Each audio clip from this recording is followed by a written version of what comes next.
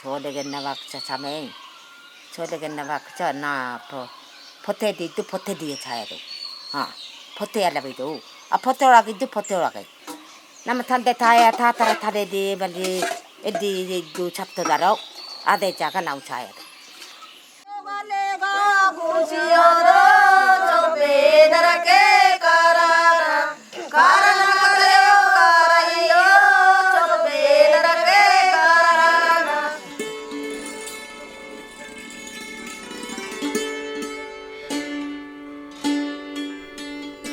ನೀಲ ಪರ್ವತ ಸಾಲುಗಳ ಹಿನ್ನೆಲೆಯಲ್ಲಿ ಮರಗಿಡ ಬಳ್ಳಿಗಳ ನಡುವೆ ಚದುರಿದ ಹುಲ್ಲಿನ ಹಾಸುಮನೆ ಸೋಲಿಗರ ಪೋಡು.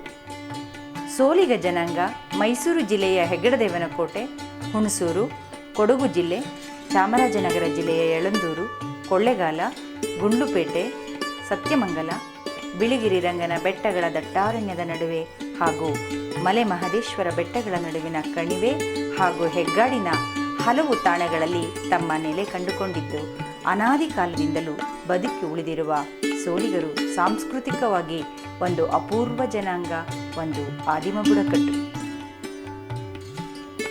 ಸೋಲಿಗ ಹೆಸರಿನ ಉಗಮ ತಮಿಳಿನ ಸೊಲೈ ಎಂದರೆ ಪೊದರು ಎಂಬುದರಿಂದ ಬಂದಿದೆ ಎನ್ನಲಾಗಿದೆ. ಸೋಲಿಗರು ಬಿದಿರಿನಿಂದ ಹುಟ್ಟಿ ಬಂದರೆಂಬ ದಂತಕಥೆಯೂ ಇದೆ. ತಮಿಳುನಾಡಿನ ಅಣ್ಣಾಮಲೈ ಗಿರಿಶ್ರೇಣಿಗಳ ಕಡೆಯಿಂದ ಯಾವುದೋ ಕಾಲದಲ್ಲಿ ವಲಸೆ ಬಂದಿರಬಹುದೆಂದು ಇತಿಹಾಸಕಾರರ ಅನಿಸಿಕೆ. ಆದರೆ ಕರ್ನಾಟಕ ಮತ್ತು ತಮಿಳುನಾಡಿನ ಉತ್ತರ ಗಡಿಯಲ್ಲಿನ ದಿಂಬಂ ಎನ್ನುವುದೇ ಸೋಲಿಗರ ಮೂಲಸ್ಥಾನವಿರಬೇಕೆಂದು ತರ್ಕಿಸಲಾಗಿದೆ. ಕಾರಯ್ಯ ಬಿಲ್ಲೆಯರನ್ನು ಸೋಲಿಗರು ತಮ್ಮ ಮೂಲ ಪುರುಷರೆಂದು ಗುರುತಿಸುತ್ತಾರೆ. ಸೋಲಿಗರ ಉಗಮವು ಅವರಿಂದಲೇ ಆಗಿರುವುದೆಂದು ನಂಬುತ್ತಾರೆ. ಕಾರಯ್ಯನು ಮಲೆ ಮಹದೇಶ್ವರ ಸ್ವಾಮಿಯ ಮಗ. ಸೋಲಿಗರ ಐತಿಹ್ಯದ ಪ್ರಕಾರ ಕಾರಯ್ಯನಿಗಿರುವ ಕಾಡು ಪ್ರಾಣಿಗಳ ಮೇಲಿನ ಪ್ರೀತಿಯನ್ನು ಕಂಡು ಮಲೆ ಮಹದೇಶ್ವರ ಸ್ವಾಮಿಯು ಕಾರಯ್ಯನನ್ನು ಕಾಡಿನಲ್ಲಿಯೇ ಉಳಿದುಕೊಳ್ಳುವಂತೆ ಕೇಳಿಕೊಂಡನು ಎನ್ನಲಾಗುತ್ತದೆ. ಫ್ರಾನ್ಸಿಸ್ ಬುಚನನ್ ತನ್ನ ಪ್ರವಾಸ ಕಥನದಲ್ಲಿ ಇವರನ್ನು ಉದ್ದೇಶಿಸಿದ ಹೇಳಿಕೆ ಭಾಷಿಕವಾಗಿ ಹಾಗೂ ಸಾಂಸ್ಕೃತಿಕವಾಗಿ ಮಹತ್ವದ್ದಾಗಿದೆ. ಇವರು ಹಳೆಯ ಮಿಶ್ರ ಕನ್ನಡವನ್ನಾಡುತ್ತಾರೆ. ಬೇರೆ ಭಾಷೆಯ ಪ್ರಭಾವ ಇವರಲ್ಲಿ ಕಾಣಿಸುವುದಿಲ್ಲ. ಹೀಗೆ ಜೋಡಿಸಿ ಒಂದರ ಮೇಲೆ ಒಂದು ಆ ಪಕ್ಕ ಜೋಡಿಸ್ಕೊಂಡು ಅದೆಷ್ಟು ಮೆನೆ ಇದ್ದದ ಅಷ್ಟು ಅಳತೆ ಮೆನೆ ಕೂಡ ಕೂದಲು ಲೂಜಿ ಮಾಡಿಬಿಡ್ತದೆ ಸರ್. ಅದು ಇವರ ಮೈ ಬಣ್ಣ, ಮುಖಚಹರೆ ಮತ್ತು ವೇಷಭೂಷಣಗಳು ಕೂಡ ಮಿಶ್ರಣಗೊಳ್ಳದೆ ಮೂಲ ರೂಪದಲ್ಲೇ ಇವೆ. ಸೋಲಿಗರು ಬುಡಕಟ್ಟು ಸಂಸ್ಕೃತಿಯ ರೀತಿ ರಿವಾಜುಗಳನ್ನು ಅನುಸರಿಸುತ್ತಾರೆ. ಅವರ ಮುಖ್ಯ ದೇವರುಗಳು ಮಲೆ ಮಹದೇಶ್ವರ, ಬಿಳಿಗಿರಿ ರಂಗಸ್ವಾಮಿ, ಕಾರಯ್ಯ, ಕ್ಯಾತೆ ದೇವರು, ಕೇತಪ್ಪ, ಜಡೆಸ್ವಾಮಿ, ದೊಡ್ಡ ಸಂಪಿಗೆ ಮರ ಇತ್ಯಾದಿ. ಬಿಳಿಗಿರಿ ರಂಗಸ್ವಾಮಿಯನ್ನು ಭಾವಣಿಕೆಯಿಂದ ಸೋಲಿಗರು ಭಾವ ಎಂದೇ ಸಂಬೋಧಿಸುತ್ತಾರೆ. ಇವರು ಆಚರಿಸುವ ಆಚರಣೆಗಳು ಕೃಷಿ ಸಂಸ್ಕೃತಿ ಮೂಲದ ಸಂಪ್ರದಾಯಗಳನ್ನು ಹೆಚ್ಚಾಗಿ ಹೋಲುತ್ತವೆ. ಹೀಗಾಗಿ ಇವರ ಹೆಸರುಗಳು ಸಾಮಾನ್ಯವಾಗಿ ಗೌಡ ಎಂಬ ಪದದಿಂದ ಅಂತ್ಯವಾಗುತ್ತದೆ. ಅತ್ಯಂತ ಹೆಗ್ಗಾಡಿನಲ್ಲಿ ನೆಲೆ ಕಂಡುಕೊಂಡು ಅನಾದಿ ಕಾಲದಿಂದ ವಾಸಿಸುತ್ತಿರುವುದರಿಂದ ಕಾಡಿನ ಮಕ್ಕಳಾಗಿಯೇ ಉಳಿದು ಇವರು ಹೊರ ಜಗತ್ತಿನಿಂದ ಬೇರ್ಪಟ್ಟವರು. ಸೋಲಿಗರು ತಮ್ಮ ಮನೆಗಳನ್ನು ಕಾಡಿನ ನಡುವೆ ಚದುರಿದಂತೆ ಕಟ್ಟಿಕೊಂಡಿರುತ್ತಾರೆ. ಇವರು ಒಟ್ಟಾಗಿ ಇರುವ ಪರಿಸರವನ್ನು ಪೋಡು ಎಂದು ಕರೆಯುತ್ತಾರೆ. ಸೋಲಿಗರು ಗುಡಿಸಲು ತುಂಬ ಚಿಕ್ಕವು, ಎತ್ತರವೂ ಇಲ್ಲ, ಅಗಲವೂ ಇಲ್ಲ. ದಟ್ಟ ಕಾಡಿನಲ್ಲಿ ಜಾಗ ಸಿಕ್ಕರೆ ಅದೇ ಅವರ ತಾಣ. ಆದರೆ ಇಂದು ಕಾಡು ಕೃಷಿಗೆ ಒತ್ತುವರಿಯಾಗಿರುವುದರಿಂದ ಜಮೀನ್ದಾರರ ತೋಟ, ಗದ್ದೆಯ ಕೂಲಿಯೇ ಅವರಿಗೆ ಜೀವನಾಧಾರ. ಸೋಲಿಗರು ತಮ್ಮ ಗುಡಿಸಲನ್ನು ಗುಳ್ಳಿ ಅಥವಾ ಪಾಡಿ ಎಂದು ಕರೆಯುತ್ತಾರೆ. 4 ಕವೆಗಳನ್ನು ಮತ್ತು ಮಧ್ಯಭಾಗಕ್ಕೆ ಎತ್ತರವಾದ 2 ಕವೆಯನ್ನು ನೆಟ್ಟಿ ಅದರ ಮೇಲೆ ಮರದ ಅಥವಾ ಬೊಂಬಿನಿಂದ ಮೇಲ್ಛಾವಣಿಯನ್ನು ನಿರ್ಮಿಸಿ ಕಾಡಿನಲ್ಲಿರುವ ಹುಲ್ಲು, ಕೆರೆಯಲ್ಲಿರುವ ಜೊಂಡು ಅಥವಾ ಮರದ ಎಲೆಯನ್ನು ಹೊದಿಸುತ್ತಾರೆ. ಸುತ್ತಲೂ ಬೊಂಬಿನಿಂದ ತಯಾರಿಸಿದ ತಡಿಕೆಯನ್ನು ಕಟ್ಟುತ್ತಾರೆ.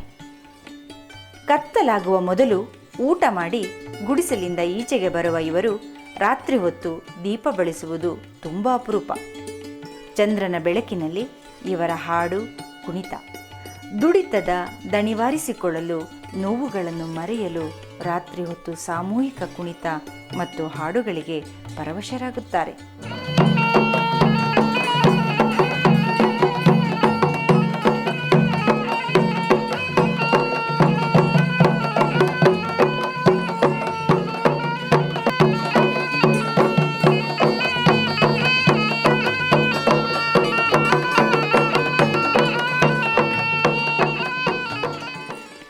ಸೋಲಿಗರ ವಿಶೇಷವೆಂದರೆ ಅವರ ಪೋಡಿನ ಮಧ್ಯದಲ್ಲಿ 24 ಗಂಟೆಯೂ ಬೆಂಕಿ ಉರಿಯುತ್ತಿರುತ್ತದೆ. ಈ ಬೆಂಕಿ ಆರದಂತೆ ಅವರು ನೋಡಿಕೊಳ್ಳುತ್ತಾರೆ. ಬಹುಶಃ ಕ್ರೂರ ಮೃಗಗಳ ಹಾವಳಿಯನ್ನು ತಪ್ಪಿಸಲು ಈ ಪದ್ಧತಿಯು ಜಾರಿಗೆ ಬಂದಿರಬೇಕು. ರಾತ್ರಿ ಸಮಯದಲ್ಲಿ ಪೋಡಿನ ಪ್ರತಿಯೊಂದು ಗುಡಿಸಲಿನ ಮುಂದೆ ಬೆಂಕಿ ಹಾಕಿಕೊಂಡು ಸುತ್ತಲೂ ಕುಳಿತು ಮಾತನಾಡುತ್ತಾರೆ. ಕಾಡು ಪ್ರಾಣಿಗಳು ಹತ್ತಿರ ಸುಳಿಯಬಾರದೆಂದು ಎಲ್ಲರೂ ಬೆಂಕಿಯ ಸುತ್ತ ಹುಲ್ಲು ಚಾಪೆಯ ಮೇಲೆ ಮಲಗುತ್ತಾರೆ. ಕಾಡಿನಲ್ಲಿ ಇರುವ ಇವರು ಕಾಡು ಪ್ರಾಣಿಗಳ ಭಯವಿದ್ದರೂ ಸಾಹಸದಿಂದ ಬದುಕುತ್ತಾರೆ. 2001ರ ಜನಗಣತಿಯ ಪ್ರಕಾರ ಸೋಲಿಗರ ಜನಸಂಖ್ಯೆಯು ಒಟ್ಟು 29,784. ಒಟ್ಟಾರೆ 82 ಪೋಡುಗಳಲ್ಲಿ ಈ ಜನಸಂಖ್ಯೆಯು ಹಂಚಿಕೆಯಾಗಿದೆ. ದೈಹಿಕ ಅಥವಾ ಶಾರೀರಿಕವಾಗಿ ಸೋಲಿಗ ಜನಾಂಗದವರು ಇತರ ಆದಿವಾಸಿಗಳಿಗಿಂತ ಸ್ವಲ್ಪ ಭಿನ್ನವಾಗಿರುತ್ತಾರೆ. ತಲೆಗೂದಲು ಕಪ್ಪಾಗಿದ್ದು ಮೈ ಕಂದು ಬಣ್ಣದಾಗಿರುತ್ತದೆ.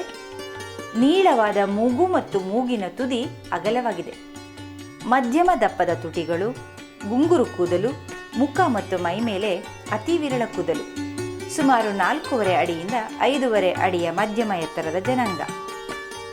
ಸೋಲಿಗ ಆದಿವಾಸಿ ಜನಾಂಗ ಪಿತೃಪ್ರಧಾನವಾದ ಕುಟುಂಬ ವ್ಯವಸ್ಥೆಯನ್ನೇ ಉಳಿಸಿಕೊಂಡು ಬಂದಿದೆ.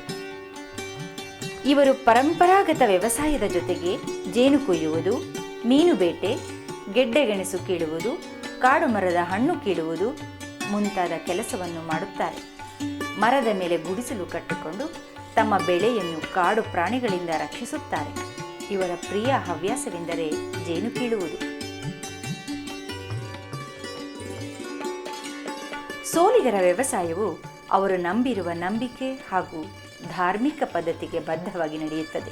ಪೋಡುಗಳಲ್ಲಿ ಯುಗಾದಿ ಹಬ್ಬ ಕಳೆದ ಮೇಲೆ ಮುಂಗಾರು ಮಳೆ ಬಿದ್ದಾಗ ವ್ಯವಸಾಯವನ್ನು ಆರಂಭಿಸುತ್ತಾರೆ.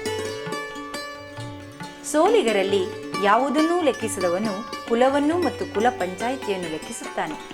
ಸೋಲಿಗರಲ್ಲಿ ಇರುವ ಕುಲದ ವ್ಯವಸ್ಥೆ ಅವರಿಗೆ ಬಂಧುತ್ವವನ್ನು ಗುರುತಿಸಿಕೊಳ್ಳುವ ಸಲುವಾಗಿಯೂ ನೆಂಟಸ್ತಿಕೆ ಬೆಳೆಸುವ ಸಲುವಾಗಿಯೂ ಅವಶ್ಯಕವಾದುದಾಗಿದೆ. ಅಲ್ಲಿ ನಮ್ಮಲ್ಲಿ ಕುಲ ಬಂದಿಲ್ಲ ಸರ್. ಸಂಕಮ್ಮನಿಗೂ ಕಾಡು ಸೋಲಿಗ ನೀಲಯ್ಯನಿಗೂ ಕುಲ ಬಂದಿಲ್ಲ. ಅವರು ಅವರೇ ಒಂದು ಜಾತಿಯವರು, ಇವರೇ ಒಂದು ಜಾತಿಯವರು, ಹೆಣ್ಣಿನವರು ಒಂದು ಜಾತಿಯವರು, ಗಂಡಿನವರು ಒಂದು ಜಾತಿಯವರು. ಅಲ್ಲಿ ಕುಲ ಬಂದಿಲ್ಲ. ನಮ್ಮ ಕುಲ ಬಂದದೆಲ್ಲಿಂದರೆ ಕಾರಯ್ಯನ ಪಡ್ಕೊಂಡು ಆದಮೇಲೆ ಕುಲಕ್ಕೆ ಬಂದಿರೋದು ಇಲ್ಲ. ಯಾಕಂದ್ರೆ ಸಂಕಮ್ಮನಿಗೂ ದೇವಸೋಲೆಗ ನೀಲಯ್ಯನಿಗೂ ಅವ್ರದ್ದೇ ಬೇರೆ ಕುಲ, ದೇವಸೋಲೆಗ ನೀಲಯ್ಯನೇ ಬೇರೆ ಕುಲ, ಇವನದೇ ಬೇರೆ, ಸಂಕಮ್ಮನೇ ಬೇರೆ ಕುಲ. ಬೇಕಾದರೆ ಅವರ ಹೊಟ್ಟೆಯಿಂದ ನಾವು ಶಿವ ಪಡೆಯಬೇಕಾದ್ರೆ ಈ ಕಾರಯ್ಯ ಬಿಲ್ಲಯ್ಯ ಇವರಿಗೆ ಸಂಬಂಧಪಟ್ಟಾಗೆ. ದೇವಸೋಲೆಗ ನೀಲಯ್ಯ ಅಂದರೆ ಅವ ನೀಲಯ್ಯ ಅಂದರೆ ಕಾಡಿಗೆ ಸಂಬಂಧಪಟ್ಟಂಥ ವ್ಯಕ್ತಿ ಅವ. ಸೋಲಿಗರಲ್ಲಿ 5 ಕುಲಗಳನ್ನು ಕಾಣಬಹುದು. ಶಾಲಿಕಿರಿ, ಹಾಲೇರು, ತೆನೇರು, ಆಲೂರು, ಹೊಂಗೆಲರ.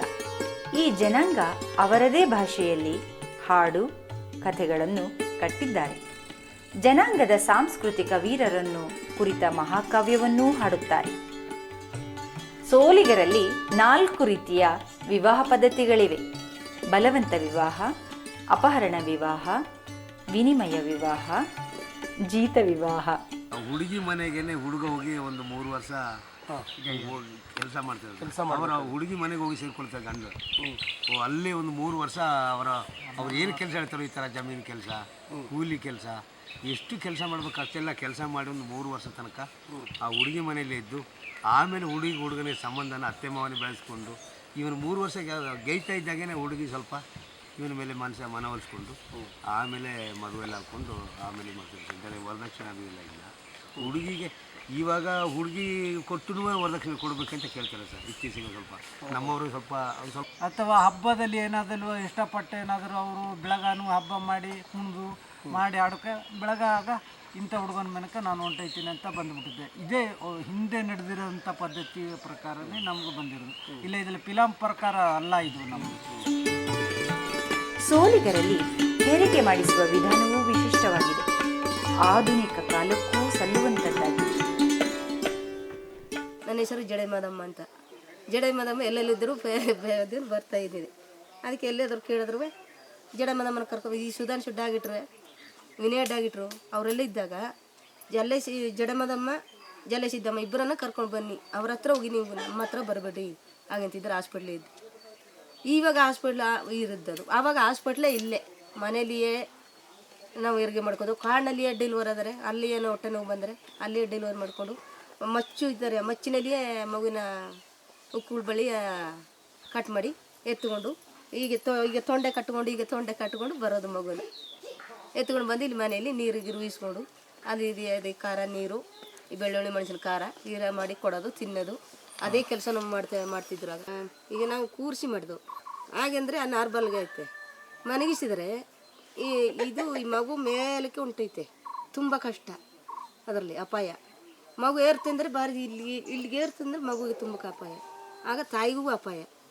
ಅದಕ್ಕೆ ನಾವು ಕೂರಿಸಿ ಡೆಲಿವರಿ ಮಾಡ್ತೀವಿ.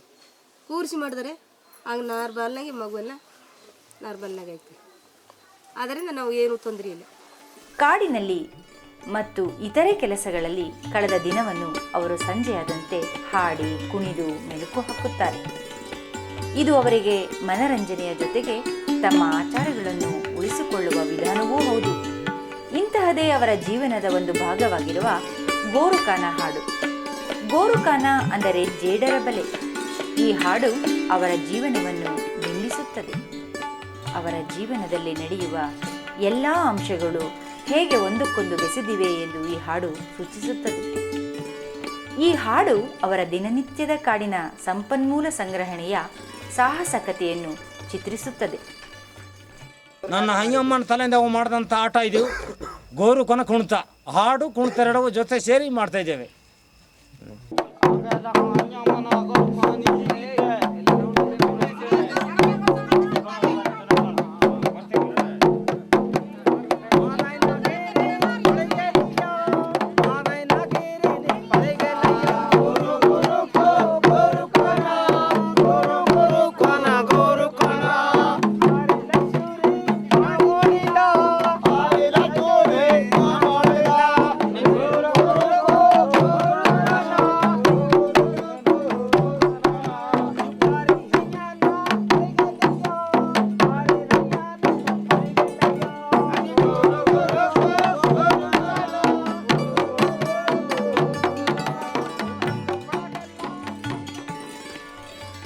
ರೊಟ್ಟಿ ಹಬ್ಬವು ಸೋಲಿಗರ ಪ್ರಮುಖವಾದ ವಾರ್ಷಿಕ ಹಬ್ಬವಾಗಿದೆ. ಇದನ್ನು ಅವರು ನೀರಿನ ಅನುಕೂಲ ಇರುವ ಕಡೆ ಜಡಸ್ವಾಮಿ ದೇವಸ್ಥಾನದ ಮುಂದೆ ಆಚರಿಸುತ್ತಾರೆ. ಎಲ್ಲರೂ ಸೇರಿ ನೇರಳೆ ಸೊಪ್ಪಿನಿಂದ ಜಡಸ್ವಾಮಿ ಗುಡಿಯನ್ನು ಮಾಡಿ ಅದರಲ್ಲಿ ಮಾದೇಶ್ವರನ ಪ್ರತೀಕವಾದ ತ್ರಿಶೂಲ, ಗಂಡು ಕೊಡಲಿ, ಪಾದುಕೆ ಇತ್ಯಾದಿಗಳನ್ನಿಟ್ಟು ಪೂಜಿಸುತ್ತಾರೆ. ಸಂಜೆಯಾಗುತ್ತಾ ಪೋಡುಗಳಿಂದ ಹೆಂಗಸರು ಮಕ್ಕಳು ಬಂದು ದೇವರಿಗೆ ಅಡ್ಡ ಬೀಳುತ್ತಾರೆ. ತಮ್ಮ ಕೈಗೂಸುಗಳಿಗೆ ದೇವರ ವಿಭೂತಿ ಬೊಟ್ಟಿಡುತ್ತಾರೆ.